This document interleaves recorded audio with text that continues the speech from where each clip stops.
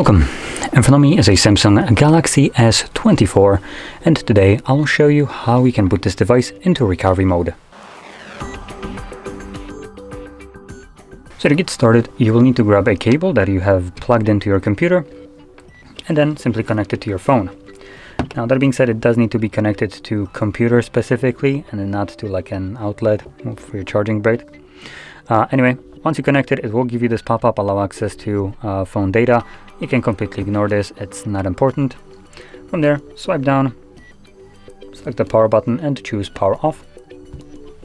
And when the device turns off, hold your power button and volume up at the same time.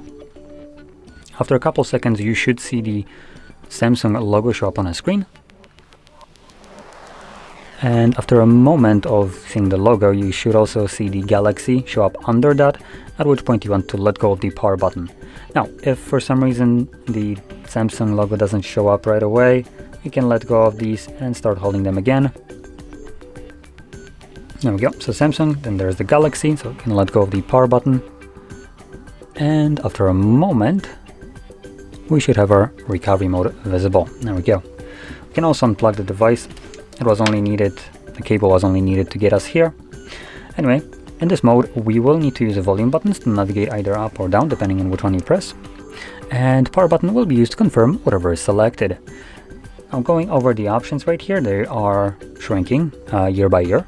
So we have Reboot System Now, which takes us back to Android, apply updates from ADB or SD card, wipe data, wipe cache partition, view recovery logs, run tests, and power off the device. So now we're missing fast boot and recovery mode, or fast boot and bootloader from this menu.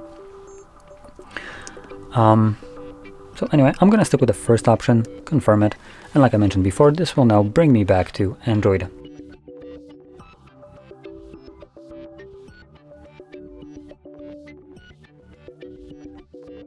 And you can see we are now back in Android.